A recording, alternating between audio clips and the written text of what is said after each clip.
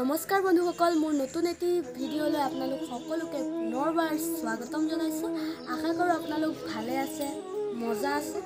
বৰ্তমান আপোনালোক সকলোৱে জানে যে ৰাস পূৰ্ণিমা হয়, গতিকে আমাৰ তেজপুৰৰ মোৰ গাঁৱৰ মিলনবাকৰি ৰাস মহোৎসৱ এখন অতি বিখ্যাত তেজপুৰৰ ৰাস। গতিকে আপোনালোকক সেই ৰাসখন আপোনালোকক কেইটামান ভিডিঅ'ৰ জৰিয়তে মই দেখুৱাবলৈ চেষ্টা কৰিম। আশা কৰোঁ আপোনালোকে যাতে খুবেই ভাল পায় আৰু যদি ভাল পায় মোৰ চেনেলটো ছাবস্ক্ৰাইব কৰি দিয়ে যেন। Thank you. এতিয়া আমি ৰাস মহোৎসৱৰ স্থলীত থকা ৰাধা কৃষ্ণৰ মন্দিৰত চাকি জ্বলাবলৈ আহিছোঁ আৰু এইটো আমাৰ শিৱ মন্দিৰ।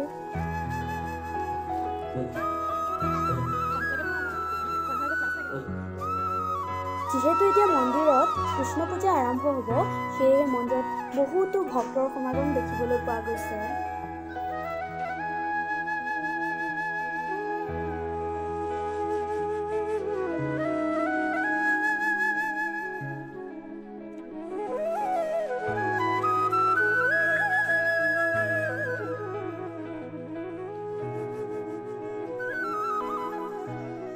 এয়া হৈছে ৰাসলীলাৰ মূল মঞ্চস্থলী, যিখন বৃন্দাবনৰ দৰে একদম ধুনীয়াকৈ সজাই তোলা হৈছে।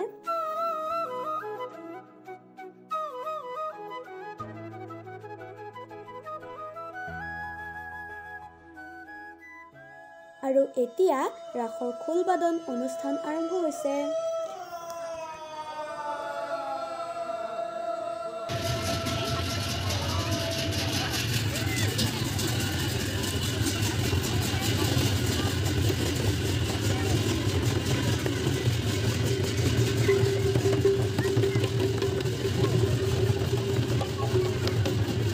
আৰু এতিয়া মই বন্ধু পাৰ্টিক লগ পাই গ'লোঁ। হাই বুলি কৈ দে। হাই।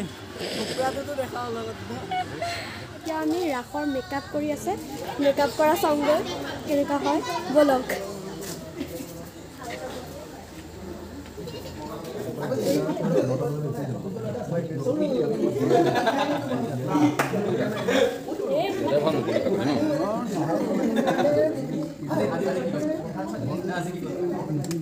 ঐতিহ্যমণ্ডিত মিলনবাকৰি ৰাস মহোৎসৱৰ ৰাধা ৰাধা মানে আধা আধা পাতা কিছে পাতা ৰাধা পাতা এয়া আমাৰ কিউটি আমাৰ কিউটি।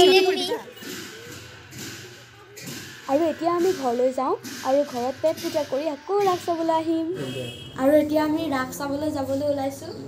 আমি যাম গতিকে আপোনালোকে চাই থাকক।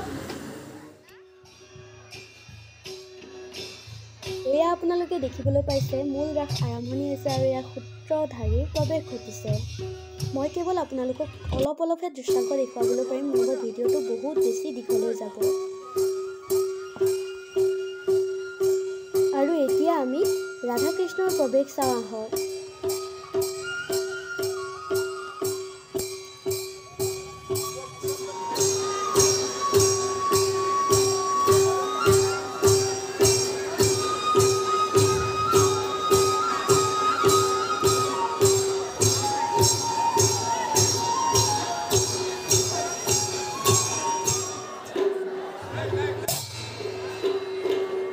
এতিয়া আমি গোপীসকলৰ নৃত্য চাওঁ আহক।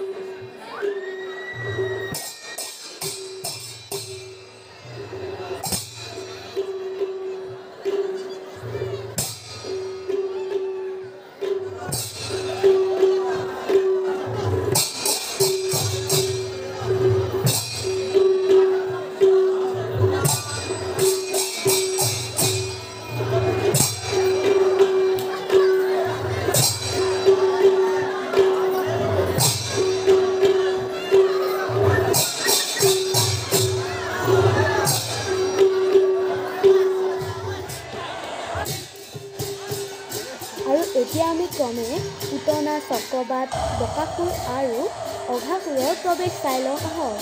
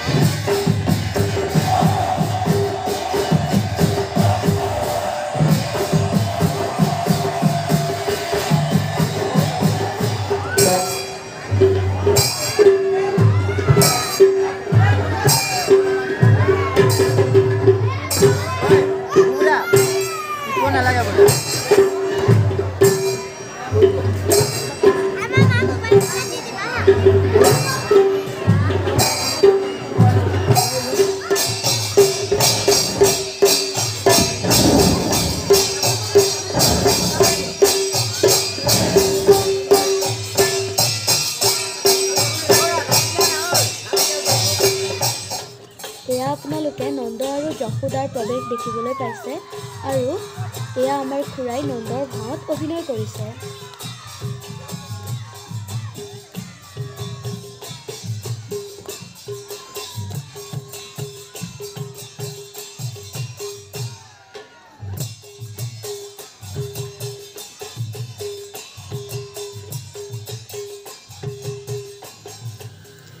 এয়া কিছু কালীয়া দমনৰ দৃশ্যাংশ। সভা কালিন্দীৰ ধীৰে ধীৰে গৌধন চৰাই তৃষ্ণাটোৰ আমাৰ কাম আহাচৰ সভা কালিন্দীৰ জালেৰে পূৰ্ণ কৰোঁ আতুৰিত কাম বলা বলা বলা